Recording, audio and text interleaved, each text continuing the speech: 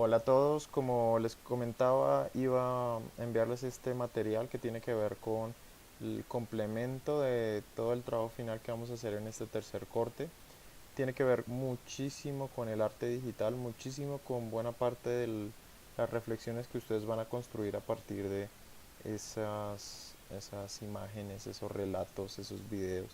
Entonces, quiero que se planteen a lo largo o se pregunten varias veces a lo largo de este video cuál es su noción de arte y si quizás algunas de estas ideas que vayamos a compartir pueda replantearles un poco esa idea, ¿no? Resignificarla.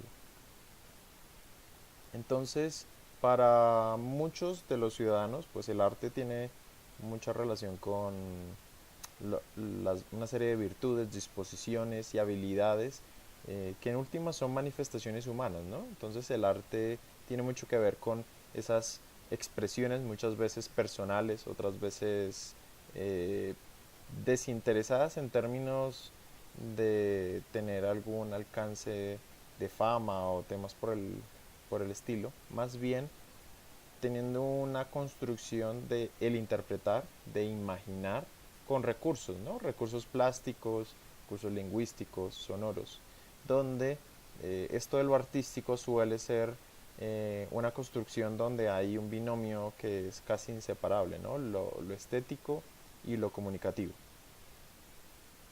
Hay una obra de referencia, quizás para algunos les resulte familiar, Walter Benjamin, eh, este judío alemán, en la primera mitad del siglo XX ya nos arrojaba unas ideas muy interesantes en torno a cómo la reproductibilidad de la imagen, la masificación de la imagen, estaba transformando las nociones de lo cultural, ¿no? Entonces, que ahora podamos hablar de una democratización hasta cierto punto de la imagen implica asumir que esas nociones clásicas de contemplación de la imagen están cambiando, ¿no?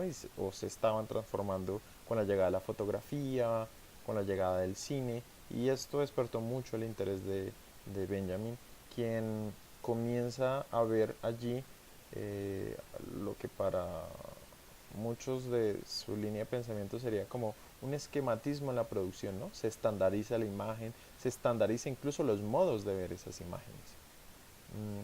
Habla de una especie de cultura anti-aura, ¿no? Donde ya,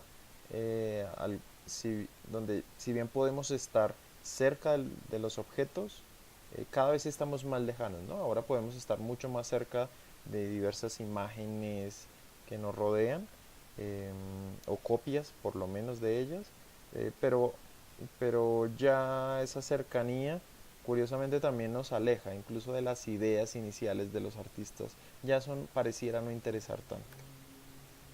Entonces nos encontramos, ¿no?, con todo este compendio de merchandising alrededor de la imagen, ¿no? Por eso pongo aquí esta emblemática pintura de la Mona Lisa, que podríamos encontrar básicamente cualquier objeto donde podría ser plasmada o reproducida técnicamente la imagen de esta pintura de Leonardo da Vinci. Entonces, ya les adelantaba, pues esto es una relación como de proximidad y lejanía. Ahora hay una experiencia mucho más subjetiva. Ahora hablamos de que estamos en un proceso de democratización, donde incluso para Benjamin, pese a lo que podríamos pensar en principio, si bien podría ser un peligro, eh, que esto de lo singular ahora se estandarice, pero también lo ve como un factor de oportunidad, ¿no? Como lo traduciríamos como una especie de promesa de emancipación, ¿no? Que ahora podamos tener acceso a la información, acceso a todas estas imágenes que en otro momento eran simplemente blindadas, pues ya nos marca unas ideas muy interesantes de la posibilidad de crear, de recrear, de resignificar, como le hemos hablado en algunos momentos en relación a la cibercultura. Entonces, cerrando algunas de estas ideas de Benjamin, La cultura moderna se basa en lo fugaz y repetitivo, ¿no? Es la cultura de masas. Mientras que la preindustrial podríamos denominarla mucho más singular y perdurable, ¿no? De allí que se valoren en muchos momentos esto de lo manual, ¿no? Esto que por más que quisiéramos repetir con las últimas tecnologías, no podríamos copiar exactamente las pinceladas de esos artistas. Bueno, acá tenemos una imagen. eh,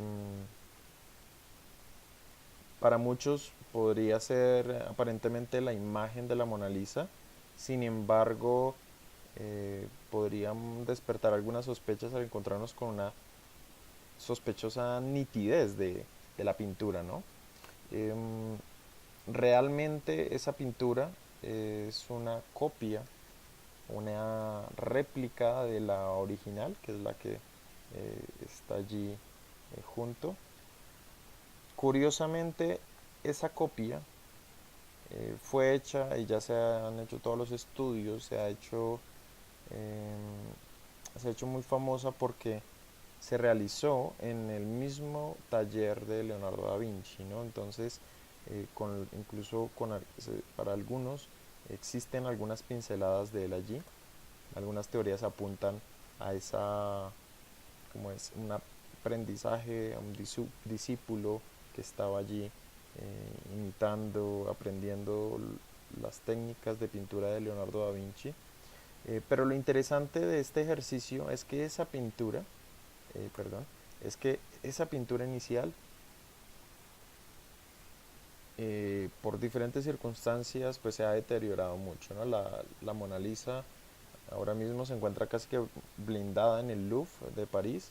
Y por otro lado, esta pintura, que si bien también está en un museo de renombre en Madrid, mm, no tiene la misma fascinación, ¿no? Sin embargo, esta pintura, esta réplica de la Mona Lisa original, resultó ser un esclarecimiento de muchos de los detalles que se habían arruinado por el tiempo, por, la, por diferentes circunstancias de la pintura original. Esta está, como ustedes pueden ver, muy bien conservada, y de allí que podamos encontrar, pese a lo que muchos pensarían, más similitudes de lo que ustedes pensarían y más descubrimientos incluso en esta imagen de copia. A eso se refiere Benjamin, ¿no? Una oportunidad de, a partir de una resignificación, de una réplica, en este caso de la Mona Lisa, encontrar incluso otros elementos que en la original podrían por diferentes circunstancias no hallarse. En este caso, temas de deterioro, ¿no? Acá una réplica salvaguarda en parte, ¿no? No se trata de decir que esta pintura está mejor conservada y es mejor, pero sí nos permite enlazarnos de una manera complementaria o diferente a esa pintura original. Entonces, en ese orden de ideas, el NetArt o el arte digital aparece como una resignificación, como una resistencia a esas formas de la informática, de esas formas tradicionales y muy industrializadas de la informática y de la gestión de la información, y dicen, oiga, un momento, podemos hacer arte con, con con los sistemas binarios, con el código ASCII. Podemos hacer obras, relatos y reflexionar sobre lo que está sucediendo con la llegada de Internet y estas tecnologías ya no tan nuevas. Hay varios antecedentes, algunos de ellos pueden resultarles familiares. Varios de los antecedentes del arte digital se relacionan mucho con la llegada del surrealismo. Apollinaire es uno de los representantes de esa línea, quien comienza a escribir poemas y versos jugando con las formas. Eh, Hace un juego muy interesante donde, como en este ejemplo, utiliza la imagen o la silueta de la Torre Eiffel para depositar un mensaje muy fuerte de resistencia en torno a esos momentos de la primera mitad del siglo XX, donde los franceses y alemanes básicamente no se podían ni ver. Otro referente muy importante es Marcel Duchamp, que comienza a hacer unas transformaciones del arte, a transgredir esas formas tradicionales un tanto elitistas, y dice, oiga, podemos hacer algo que se denominaría como ready made, que son realizar arte con objetos encontrados y que luego son convertidos en piezas artísticas, donde en últimas se le priva a ese objeto de todo valor funcional, ¿no? Esta fuente de 1917, que la imagen que estamos viendo allí es muy famosa porque Duchamp la firma con otro, bajo un seudónimo, Muth, y lo pone en una galería de arte, y muchos de los visitantes se quedan perplejos, pero en últimas terminan aceptando este trozo de basura para algunos, o este trozo inútil porque no está cumpliendo su función, la función para la que fue creada, y aún así pues comienzan a darse unos diálogos y allí una resignificación donde Marcel Duchamp en últimas demuestra que eso de lo estético es absolutamente subjetivo, ¿no? Entonces hoy puede ser una fuente, hoy, el otro día puede ser una silla, el siguiente puede ser un lienzo, etcétera, ¿no? Todo depende de unos códigos supremamente subjetivos de qué es lo bello, qué es lo feo. Duchamp también se hace muy famoso por, a mi gusto, construir o realizar uno de los primeros memes de la historia. Él se atrevió en la segunda década del siglo XX a retocar una reproducción de la Mona Lisa, poniéndole este bigote, esta barbita, y poniendo unas letras que al leerlo en francés, de una manera allí secuencial y fluida, traduciría algo así como ella anda caliente o ella está caliente. Entonces, para muchos de los conservadores del arte fue un insulto, ¿no? Como haber tocado una de las obras inmaculadas. eh, y esto para muchos fue como una especie de acto profano.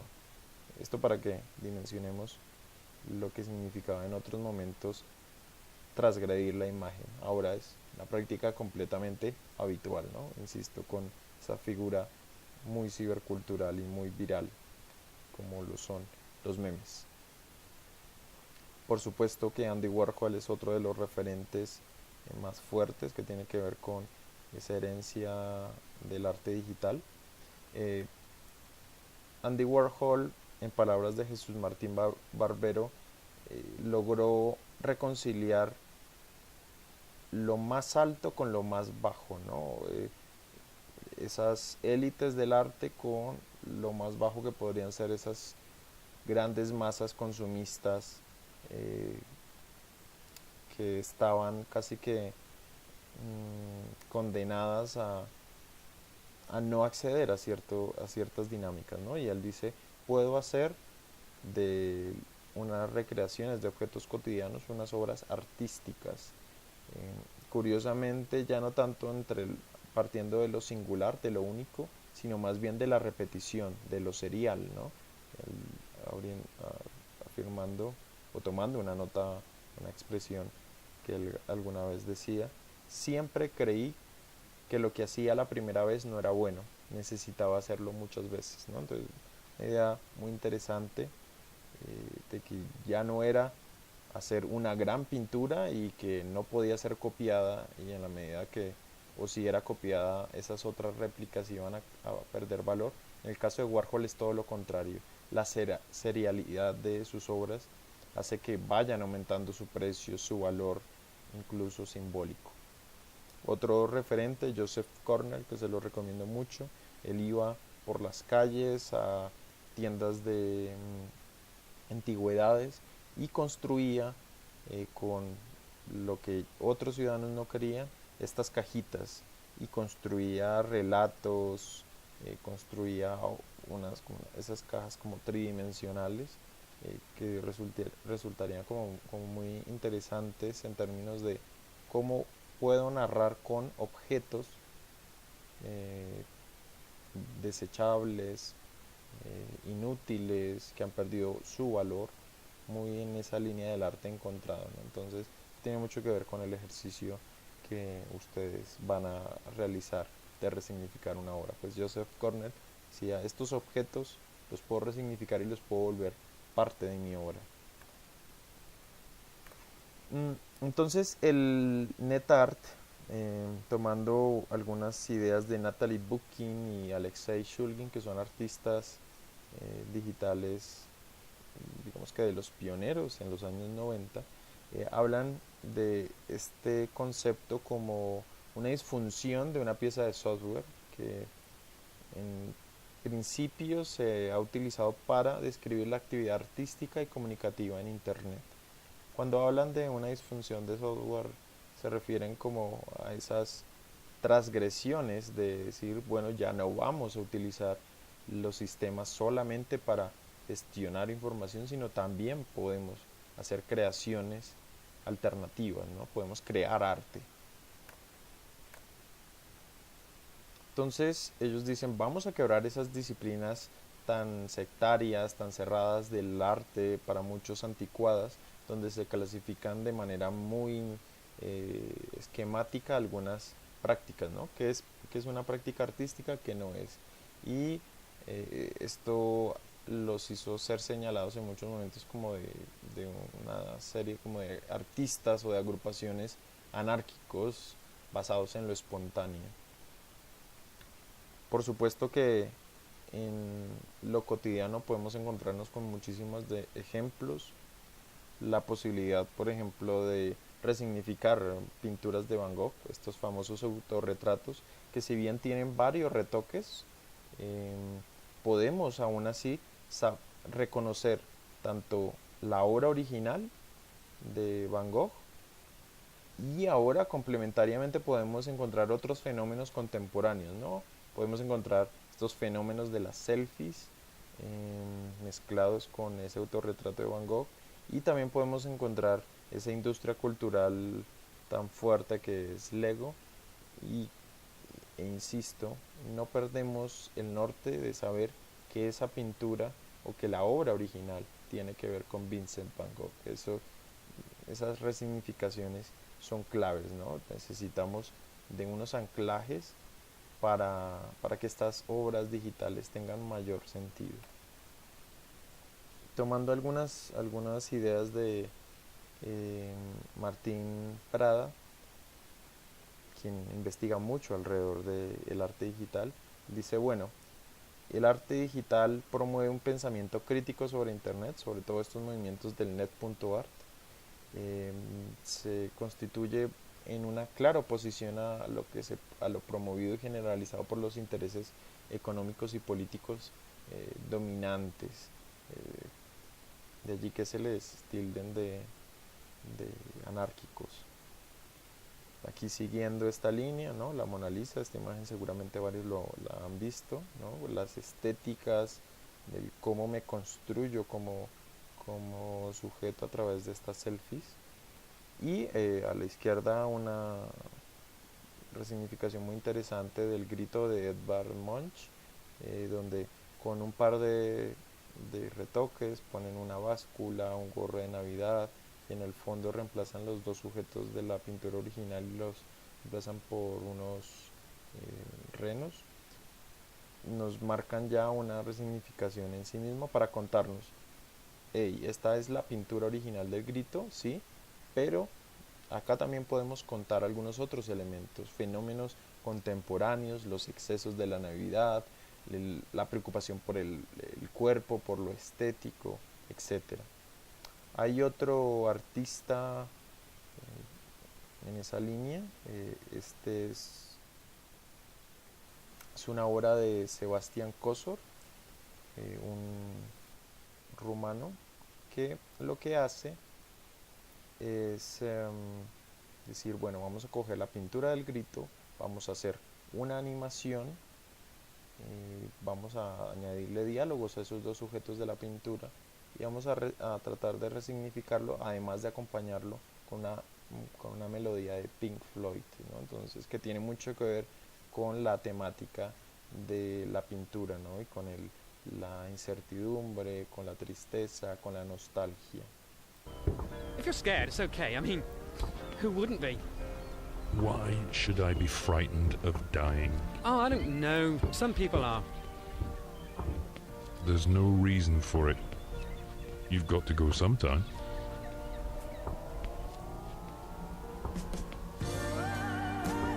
Yeah, that's right. I suppose that's the way it should be. But, you know, if you're afraid... I never said I was frightened of dying. All right. Don't get angry at me. Relax. I am.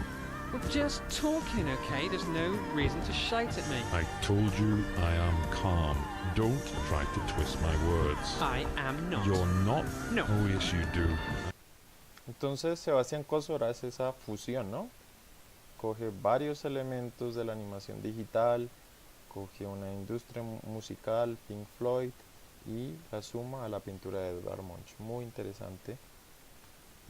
Justamente la pintura del grito es una muy buena ruta para explicar cómo los relatos se resignifican, cómo no hay que obsesionarse por por cuál es el primer relato original, cuál es el más bonito sobre otro, sino más bien cómo se van hilando esas resignificaciones, cómo se van enlazando una tras otra, permitiendo enriquecer las construcciones sociales alrededor de diferentes fenómenos sociales, diferentes fenómenos contemporáneos, ¿no?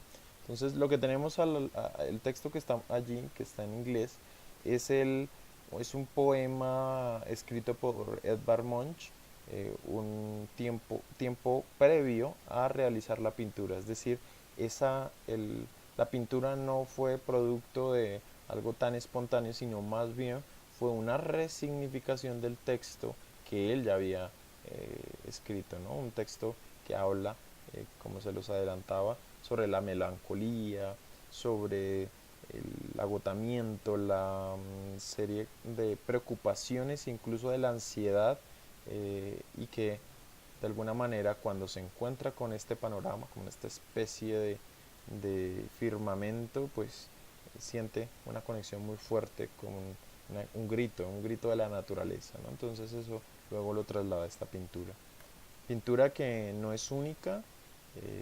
Edvard Munch de hecho hace varias pinturas, varias versiones del grito, para ser más exacto 4, pero sumado a eso en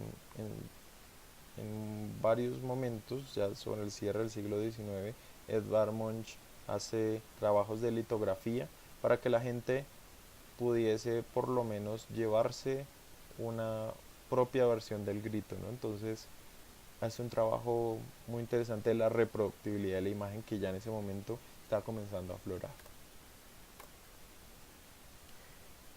Entonces, como lo hemos visto, el net.art o el netart le apunta ahora a alcanzar el ideal, ya no tan utópico, de desaparecer ese vacío existente que en muchos momentos tenía entre el arte y la vida cotidiana, ¿no? Entonces como que lo digital o estas estéticas visuales comienzan a fundir otra vez ese arte con la vida cotidiana, como fue en algunos otros momentos de la historia. Uno de los referentes, Bukosic, él decía, o él dice que ha trabajado el código ASCII, que es el que vemos allí en verde, con el que formó esta figura de Bruce Lee. Dice: yo trabajo el código ASCII porque es feo, ¿no? Entonces lo hace a partir de una idea de que ya no interesa tanto el valor estético, sino más bien la intención comunicativa de las obras. Otro artista digital, Pete Schultz, que incluso es uno de los que a los que se le atribuye la creación de ese término net.art. Eh, Básicamente lo sugirió a Bob Kosic, casi como una manera de jugar con los mismos lenguajes digitales y decir, oiga, esto ya puede incluso ser un nombre, un diferencial que nos permite incluso agruparnos como un movimiento, como una multitud. Alexei Shulgin, otro artista digital muy interesante, se hizo muy popular por varios trabajos donde construía o hacía covers de canciones populares a través de sonidos de los antiguos computadores de Windows 3.1 y la interfaz MIDI. Entonces, con todos estos sonidos como muy de consolas de videojuego de los 80, construye melodías bastante interesantes. Les recomiendo mucho rastrear las obras de él, son bastante interesantes en términos de instalaciones, ya no solamente a través de las pantallas, sino incluso en lugares físicos. Natalie Bucking, que es otra artista digital muy importante, uno de los trabajos que considero que vale la pena reseñar es uno denominado Testament, donde realiza una serie de instalaciones de video multicanal donde reúne cientos de fragmentos de blogs, pero de videoblogs para ser más exacto, de canales de YouTube, etcétera, donde trata de encontrar flujos, patrones, categorías que le permitan analizar y evidenciar varias de las consecuencias del uso de estas pantallas, ¿no? El aislamiento para muchas personas al exacerbar el uso de estas tecnologías. No me funcionó este enlace, qué lástima, les quería mostrar. Mentiras, les voy a mostrar por aquí un video. So, without further ado, I'm going to introduce you to my medications. I'm on Depakote 500 milligrams. I'm on Seroquel 50 milligrams once before bedtime.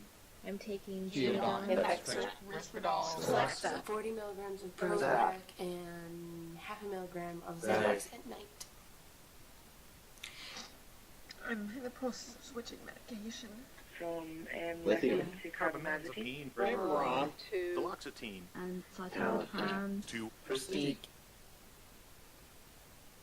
Entonces, si se dan cuenta, hace toda una poética visual muy interesante donde juega con las palabras claves, en este caso los medicamentos, y alrededor de esto expresa, incluso para sorpresa mía, muchos de las coincidencias de muchos usuarios que, aunque no lo creamos, muchos de nosotros nos cueste creerlo más bien, comparten a través de videos o canales de video sus rutinas en relación a las medicaciones que toman a diario. Muy fuerte.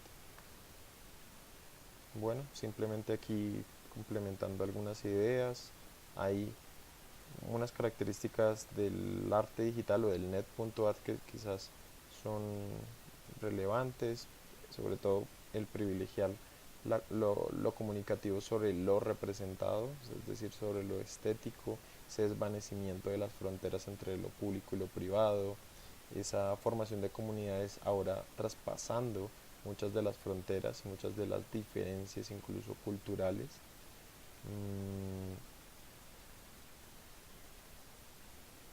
Hay otro artista que me parece bastante interesante, se llama Frédéric Duzan, es francés, creo que algunos han visto esta obra.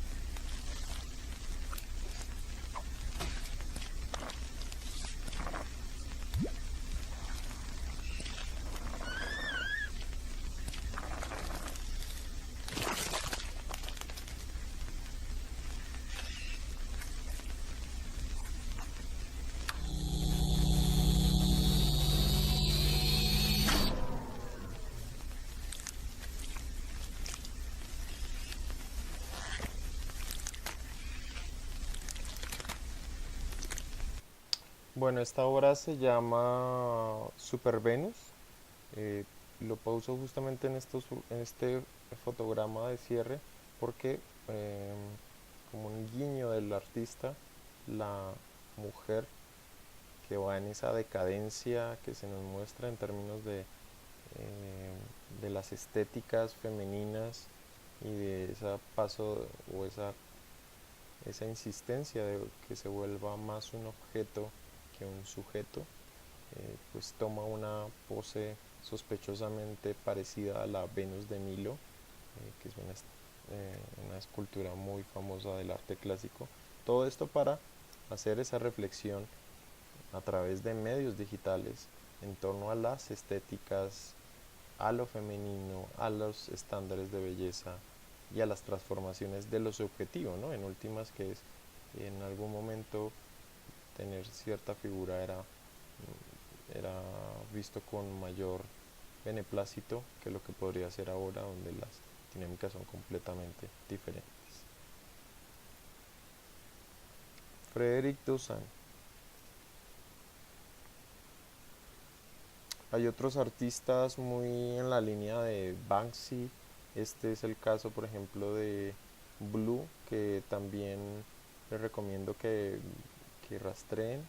Si ustedes entran a la página de Blue, del artista, que es de origen italiano, es blueblue.org, van a encontrar varias apuestas que él está haciendo. Si bien él ha trabajado buena parte con el street art, también está explorando otras maneras desde lo digital de construir relatos audiovisuales. Hay otros artistas, por ejemplo, este es el caso de Stonehouse, que es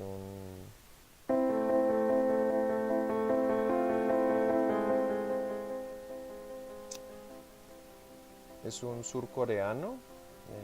Stonehouse, al igual que muchos artistas, encuentran en estas herramientas digitales otras formas, ¿no?, de crear relatos. Este relato de Stonehouse tiene que ver con el ciclo de la vida y va mostrando en unos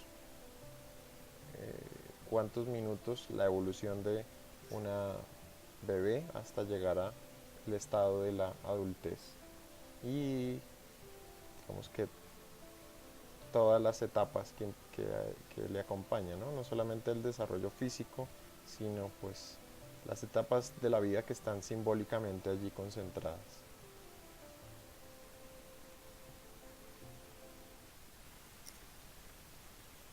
Hay otras experiencias que resultan interesantes. En el caso colombiano, Popular de Lujo, que es todo un colectivo que dice, bueno, vamos a rescatar y a encontrar el valor de la cultura popular, de la gráfica popular que abunda en nuestras calles colombianas, y vamos a encontrar allí un pilar fundamental para trabajar y para relacionar las estéticas urbanas con lo cultural, con nuestras identidades y cómo incluso pueden llegar a categorizarse como piezas artísticas, ¿no? En la medida que hay unas relaciones muy fuertes con muchos de los ciudadanos, pues allí se construyen también unas nociones de lo estético, del territorio, de las relaciones de poder, etcétera.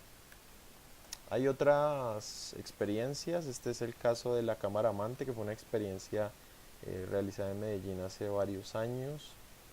La Cámara Amante consistió en usar esas tecnologías de vigilancia, que son esas cámaras que están en muchas partes de la ciudad, y se hizo una convocatoria abierta donde se le invitaban a los artistas y a ciudadanos del común a que enfrente de algunas de esas cámaras que fueron estratégicamente elegidas, y muchas de ellas cercanas a algunas zonas, pues a zonas céntricas de la ciudad de Medellín, pues dicen, vamos a decirle a pedirle a esos artistas o a estos ciudadanos que propongan o que hagan actos de amor frente a esas cámaras de vigilancia. Ya no era solamente un acto de ese lente es el que me observa y me castiga, sino que ahora puedo conectar con otro de una manera mucho más empática, a partir de comunicar cuál es mi noción de amor, cuál es mi noción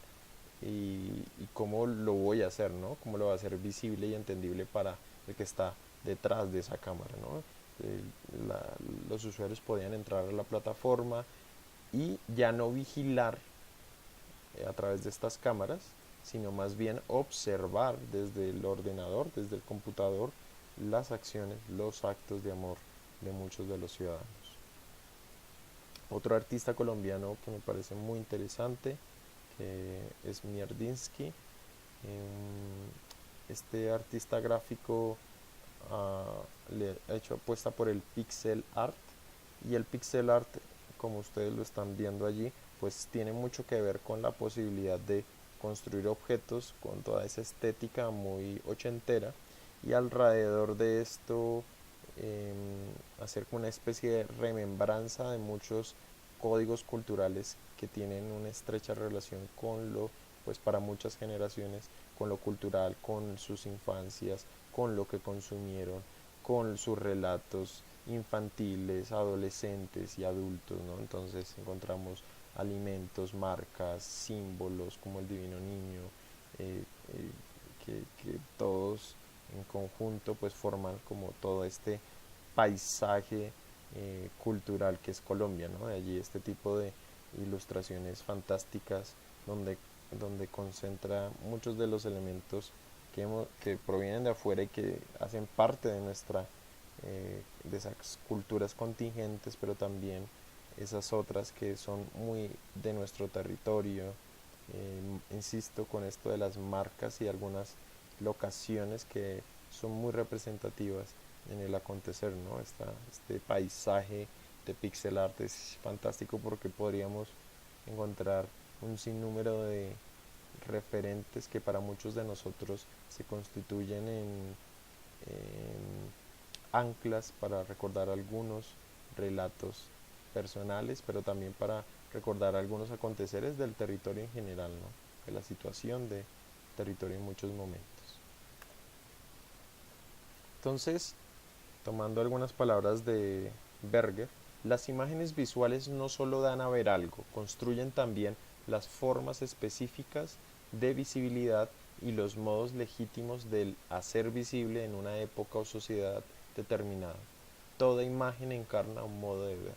Entonces, aquí hay una serie de ideas en las que he querido ser muy enfático, y es decir, ojo que las imágenes no solamente se quedan allí, sino que detrás de ellas hay toda una serie de vehículos que terminan por impulsar modos, ¿no? Modos de representar una época, una sociedad determinada, unas estéticas que la representen.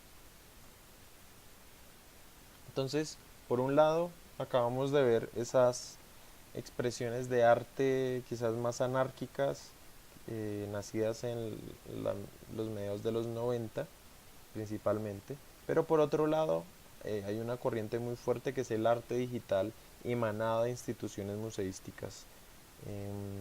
Digamos que no es una corriente contraria, pero sí que tiene por su denominación misma unas formalidades y unos procederes quizás un poco más institucionales.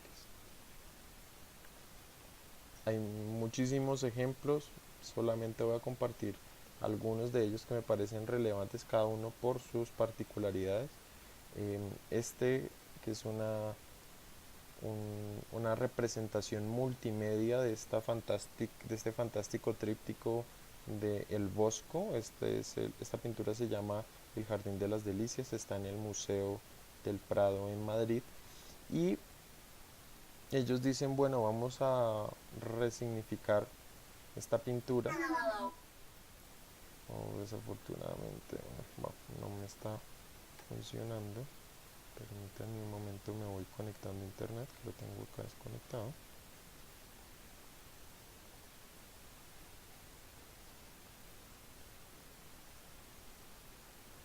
Si ustedes buscan en Google Twinderlusten, muy seguramente les va a aparecer en los primeros resultados de Google el enlace directo a la pintura del Jardín de las Delicias.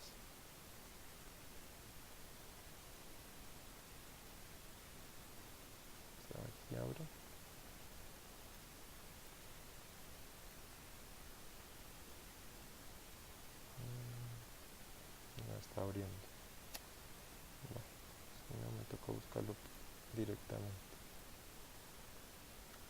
Winterlusten, creo que es. Está molestando.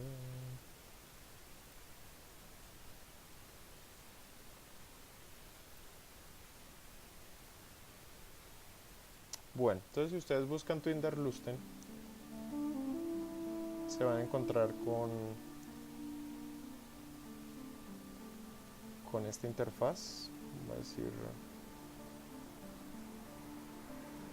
explorar libremente. Está en inglés o en holandés.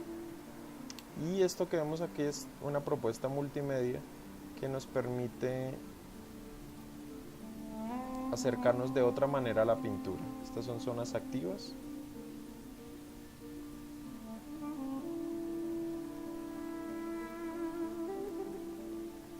Y si yo me aproximo a alguna, Mounted on top of a pile of gravel, a pink fountain sits proud.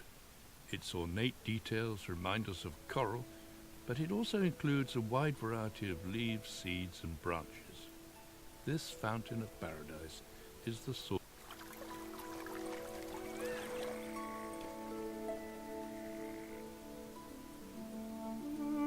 entonces, como se dan cuenta, es una inmersión muy interesante de la pintura. Hay sonidos, hay una apuesta de resignificar o de imaginar algunos de los posibles significados que están allí. Source of all life, the origin of flowing water, from Podemos which ver plants, información animals, and complementaria a la people drink. derecha. The fountain represents the perpetual creative power of nature, a symbol of life, fertility, and reproduction. In the center of the fountain, Bosch paints a watchful owl. Podemos cerrar el tríptico incluso, podemos jugar de diferentes maneras.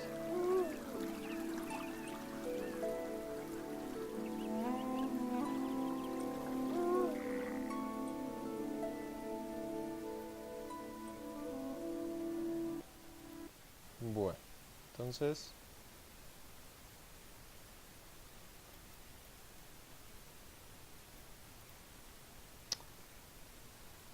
como les comentaba, esta es una alternativa muy interesante de acercar de otra manera a diversos públicos, incluso infantiles, a una pintura tan compleja, pero tan fascinante a la vez, a través de medios digitales muy prácticos, que sí tienen una sofisticación, pero que podríamos incluso nosotros atrever a emular con algunas herramientas básicas. Tenemos ahora las posibilidades de hacerlo. Uno de los elementos claves de las instituciones museísticas en sus apuestas de arte digital es el uso de la realidad virtual y la realidad aumentada.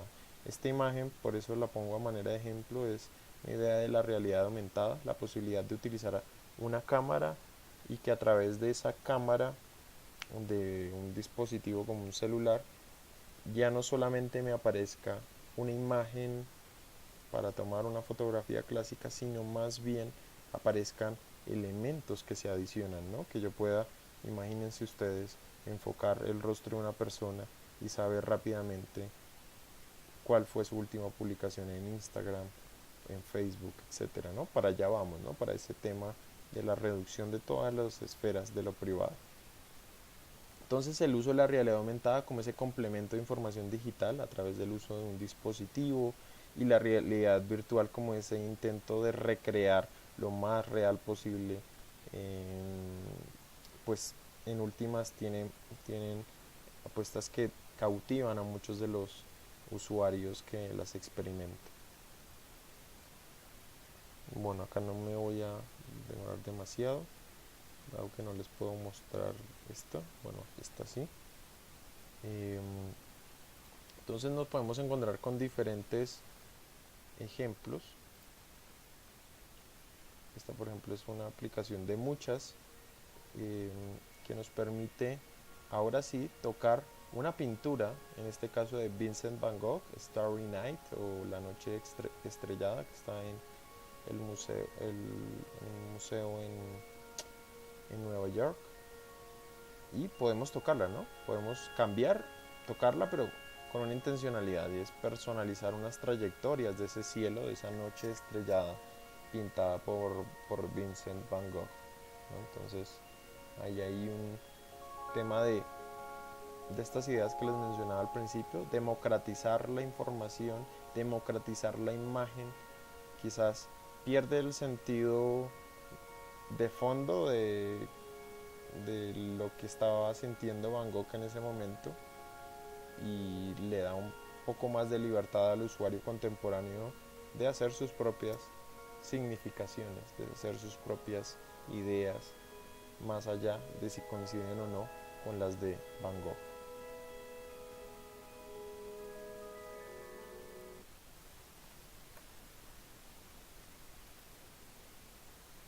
En la línea Van Gogh, pues como les decía, hay varias apuestas de realidad virtual. Este es el caso de un desarrollo muy interesante que se concentró en recrear para un recorrido virtual varias estéticas de una pintura de Vincent Van Gogh. Me voy a adelantar un poco.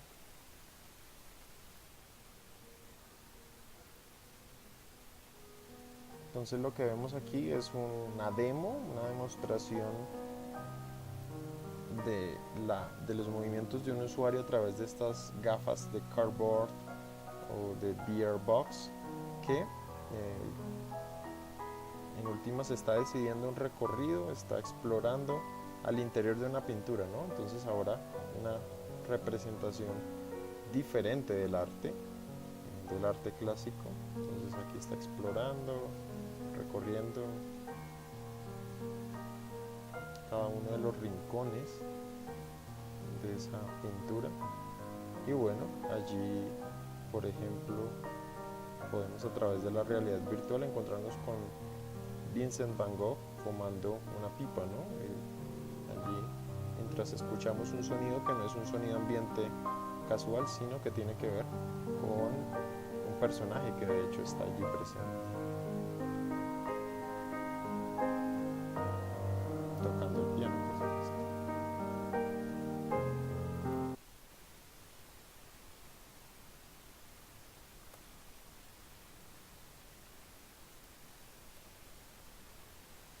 Volviendo a la pintura del Bosco, también ellos tienen su propia propuesta de realidad virtual, esta no tan libre y no es gratuita, pero nos permite a través de el uso de gafas, estas gafas de cardboard, adentrarnos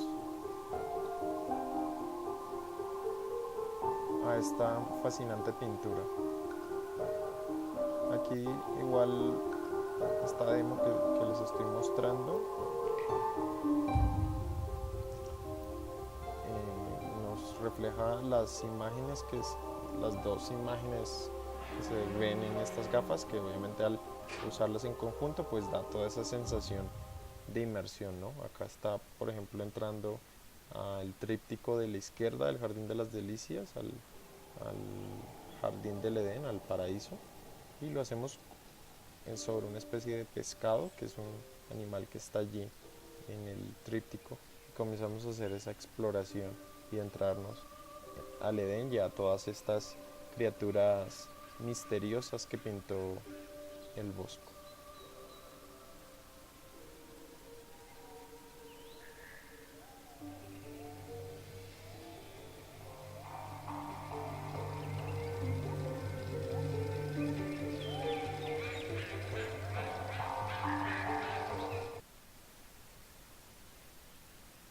Si alguien la quiere descargar, simplemente ponen Bosch VR y van a poder adquirir al menos el recorrido virtual gratuito del Jardín del Edén. Los otros dos recorridos, si no mal recuerdo, sí tienen que ser pagos.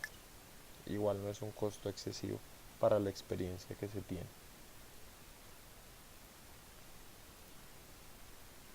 Hay otras apuestas, por ejemplo esta de Dreams of Dalí, que es una interpretación de una pintura de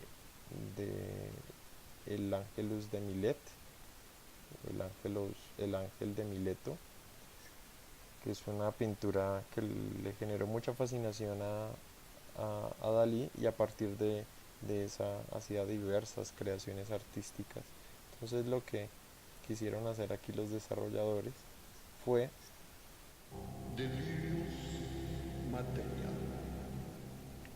hacer un recorrido 360 de una pintura de Dalí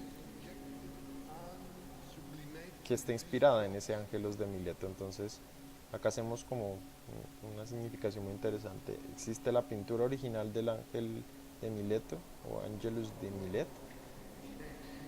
Luego Dalí hace su propia versión, y ahora otros artistas dicen, bueno, vamos a recrear esto, lo vamos a construir a partir de este recorrido 360. Aquí se ve un poco estirado porque no estoy utilizando el reproductor apropiado para hacer el recorrido 360, entonces por eso da esa sensación allí de profundidad como extraña.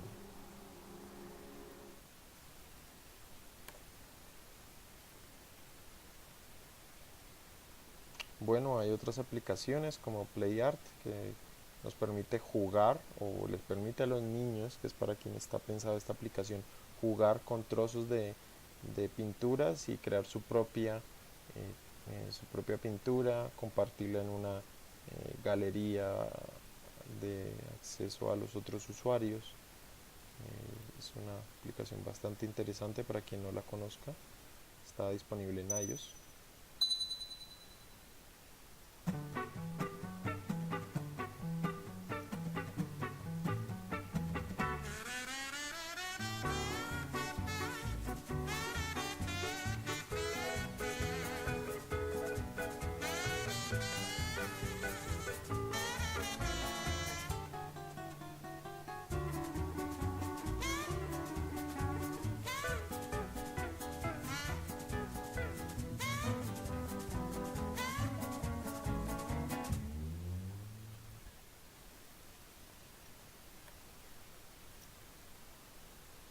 Google Art Project, por supuesto, que es un muy buen ejemplo de lo que se puede hacer con un compendio de más de 30.000 obras a calidad de gigapixel, y poder ver unos detalles impresionantes de obras muy conocidas, ¿no?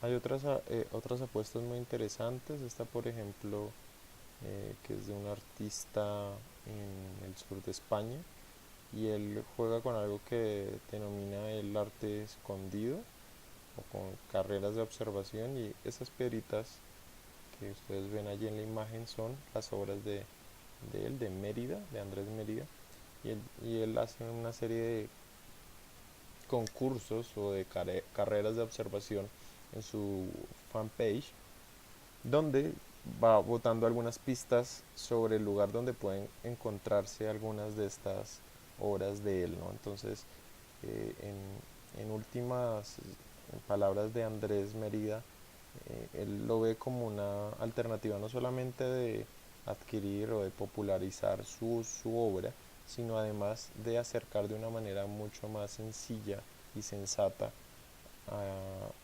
el arte a muchos ciudadanos, ¿no? Entonces la posibilidad de encontrarse el arte en cualquier parte, la posibilidad incluso de encontrarse el arte y ponerla en el bolsillo, ¿no? Y cargarla consigo. Es una apuesta muy interesante, además muy creativa.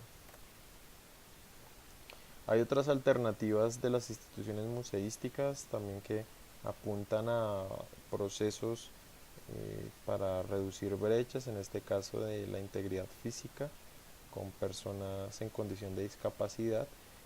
Este ejemplo es lo que ha venido haciendo la Fundación Prodis y el Museo del Prado en Madrid, y es que hacen una serie de talleres en el Museo del Prado donde los niños con síndrome de Down tienen la posibilidad de construir unos cortometrajes en unas tabletas, y lo hacen a partir de una información que se les da y unos recorridos alrededor del museo, para que ellos luego digan, bueno, vamos a resignificar con lo que nosotros queramos esas escenografías de muchas pinturas emblemáticas presentes allí en el Prado.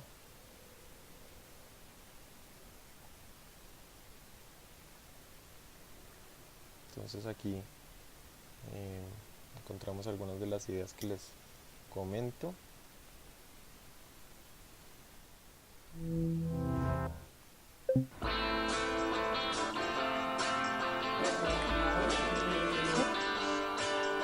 Esto consiste en que primero vamos a crear los personajes, pero después vamos a utilizar estas tablets de Samsung para poder hacer una especie de película, una especie de pequeño corto de cine. Como somos equipo, tenemos que pensar todos en equipo y a ver cómo salen los personajes.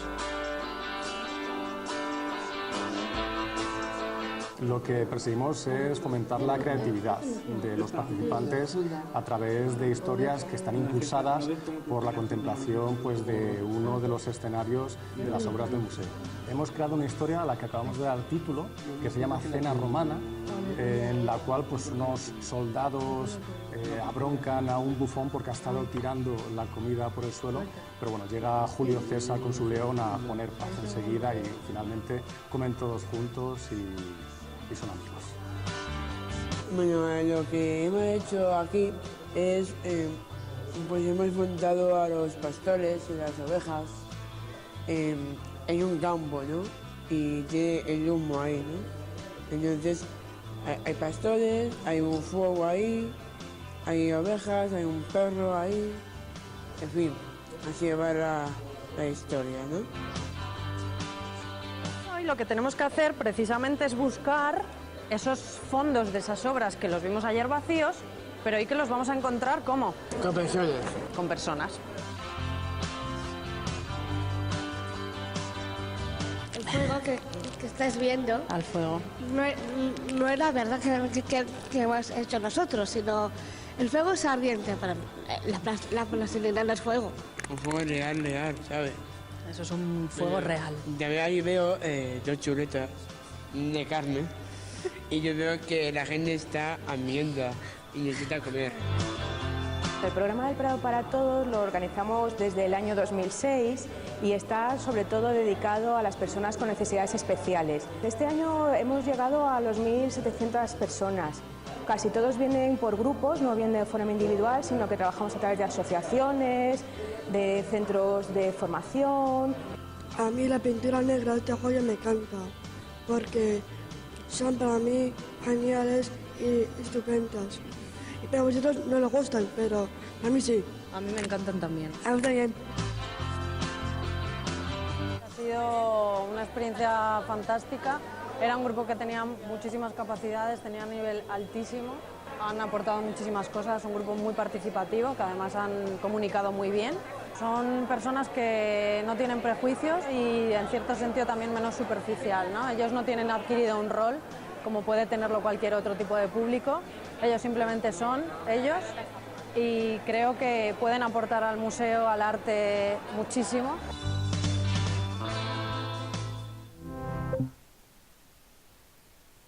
Bueno, entonces allí, como pueden percatarse, es una dinámica muy interesante de acercar el arte incluso a personas que en otros momentos de la historia hubiera sido impensado, simplemente una cosa salida de los cabellos, y acá tienen la posibilidad de acercarse a pinturas singulares y perdurables, pero también tienen la posibilidad de crear sus propios relatos resignificando eso que está allí, ¿no? Eso creo que les suena bastante parecido a lo que ustedes van a realizar con los relatos que les han sido asignados.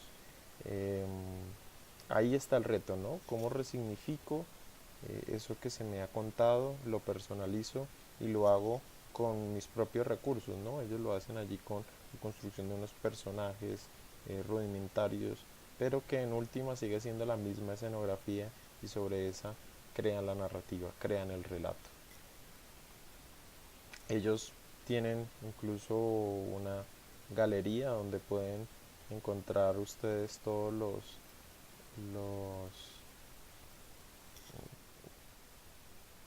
todos estos cortos del trabajo final que han realizado ellos.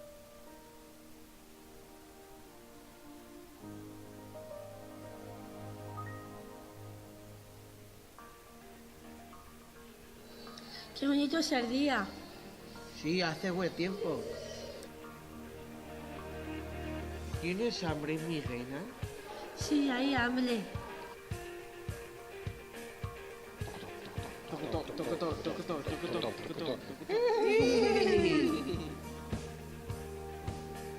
Hola, mamá. Hola, papá. Entonces podemos encontrar en una galería digital todo este compendio de ejercicios y de cortos realizados por los jóvenes y por los niños en estos talleres. También hay otros proyectos que les recomiendo que consulten. Este es el caso de Blind Art Project, que consiste en un museo de Múnich hacer una serie de talleres muy interesantes respecto a algunas pinturas muy representativas del museo, y luego invitar a niños ciegos a construir su propia idea de lo que es esa obra de arte, ¿no? Entonces es un proceso creativo bastante interesante. The Lenbach House, one of the famous museums in the world. For its reopening, LEGO starts a big project. Can everybody experience art? Even someone who cannot see. Auch die Ohren auf und wir lauschen in das Pferd hinein. Wie fühlt sich das Pferd? So erhaben, so göttlich wie der Himmel. Majestätisch, schaut mal, wie es da steht. Prachtvoll, schön, blau. Educators describe The Blue Horse by Franz Marc to blind and visually handicapped children. Jetzt baue ich euch ein Pferd. The children build what they hear with Lego bricks from pre-sorted baskets. They transform painting into the third dimension, sometimes close to the original, sometimes completely free. Und vielleicht ist das der Rücken. In workshops, the blind children describe their Lego art to seeing children. Vielleicht ist es der Ritter. Vielleicht ein Pferd, wo der Reiter drauf ist. Entonces, como ven, es una apuesta muy interesante donde los niños, más allá de sus limitaciones visuales, pueden experimentar el arte, ¿no? Pueden acercarse al arte y pueden resignificarla y decir, bueno, esta es mi experiencia y lo hago, en este caso, por motivos más que obvios, lo hacen con unas fichas, con una marca particular, pero que esto se podría hacer con cualquier elemento, ¿no? Hay una posibilidad allí de relatar, y hay una necesidad en potencia de relatar y decir, bueno, esto es lo que yo entiendo, esto es lo que yo siento, y lo puedo hacer a través de lo que me inspira esa pintura, pero también a través de mis marcos de referencia, de lo que yo siento, donde no necesariamente tengo que hacer algo exactamente igual a esa obra original, sino que lo puedo resignificar y hacerlo incluso completamente diferente. Y por último, quería compartirles esta experiencia también del Museo del Prado en Madrid, y que también está pensada para personas ciegas.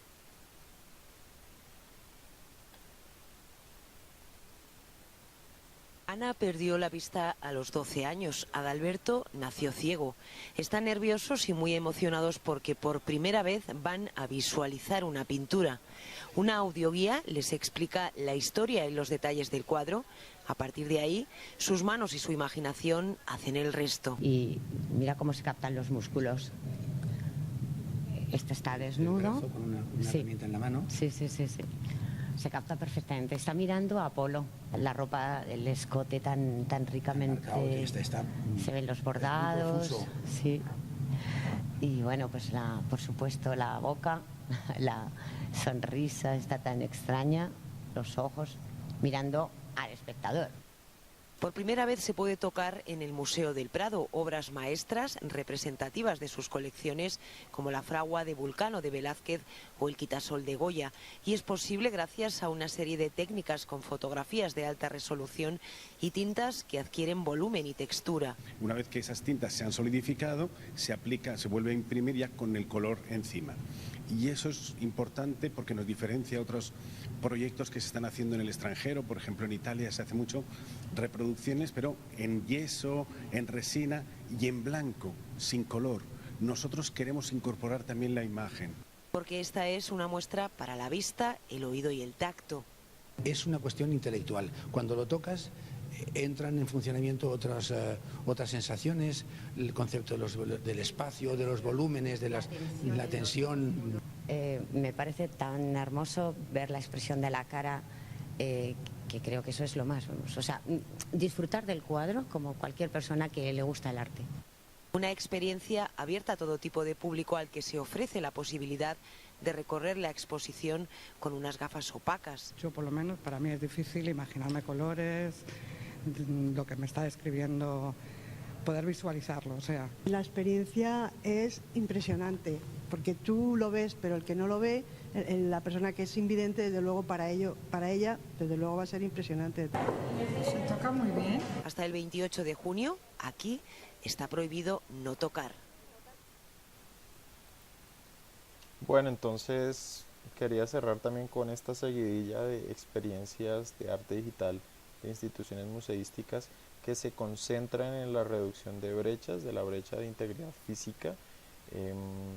Hemos explorado cómo en última lo cibercultural, cómo la comunicación, la participación y las tecnologías, no es solamente internet, no es solamente estos dispositivos, sino que todas las técnicas contemporáneas que nos permiten ahora reproducir muy rápidamente pinturas de este tipo, darle volumen, todo eso son nuevas tecnologías, ¿no? Nuevas sofisticaciones que están al servicio, o que deberían siempre, casi siempre están al servicio del desarrollo humano. Entonces allí es donde nosotros tenemos que contemplar la importancia del arte digital. No es solamente es un acto de contemplar y ya está, sino que ahora también podemos tocar, podemos crear. Lo hemos visto también con el net.art o con ese arte digital un poco más anárquico, y es que incluso nosotros sin saberlo podemos luego volvernos parte de una obra digital, como de Natalie Bucking, de estas construcciones visuales. Entonces hay unas alternativas y unas apuestas muy interesantes. Por un lado, el net art y esas ideas de reflexionar el arte, reflexionar los fenómenos sociales que han acaecido con internet, y por otro lado las estrategias de resignificarse, de reinventarse de muchos museos para acercar sus obras a los visitantes de formas multimedialmente diversas, e incluso dándole pie a que colectivos en otros momentos marginados del acceso pleno del arte, personas ciegas, personas con alguna discapacidad a nivel cognitivo, pues ahora ellos tienen espacios tan o más importantes que los que podría tener cualquier visitante, ¿no? Pueden crear, pueden interactuar, pueden explorar los museos físicamente, pero también complementarlo con sus propios relatos y dejarlos también como una memoria viva que puede ser vista por otros usuarios, como me sucedió a mí y como ahora seguramente muchos de ustedes luego van a tratar de explorar y de rastrear algunas de estas experiencias. Entonces esto era lo que quería compartir con ustedes, esta noción muy interesante del arte que tiene mucho que ver con el ejercicio que ustedes van a hacer, con ese acto de reinterpretar obras, con ese acto de reinterpretar esos relatos, que cómo los hacemos sentir propios, y asimismo esos relatos que queremos transmitirle al otro, compartir al otro, pues implica también unas creatividades amateurs, ¿no? Unas creatividades, es decir, bueno, con lo rudimentario que puede ser mi realización audiovisual, en todo caso así puedo llegar al otro, ¿no? En todo caso, si yo no puedo, si yo no puedo ver y puedo construir resignificaciones de una pintura en Múnich, ¿por qué nosotros no podemos sentir y construir con las herramientas disponibles una muy buena relación entre una pintura y un relato cercano a nuestro acontecer colombiano, ¿no? Entonces ahí hay varias de las apuestas que espero que acojan y que este complemento teórico les haya ayudado a comprender y aterrizar un poco más que lo que van a realizar, lo que están realizando, no es solamente producto de una fascinación por el medio, de una fascinación instrumental, sino que detrás hay unos principios y unos alcances e implicaciones mucho mayores que efectivamente agrupan y aglomeran todos esos conceptos que hemos visto a lo largo de la clase. Entonces, no siendo más, me despido y espero que les vaya muy bien en el ejercicio final. Hasta luego. Chao.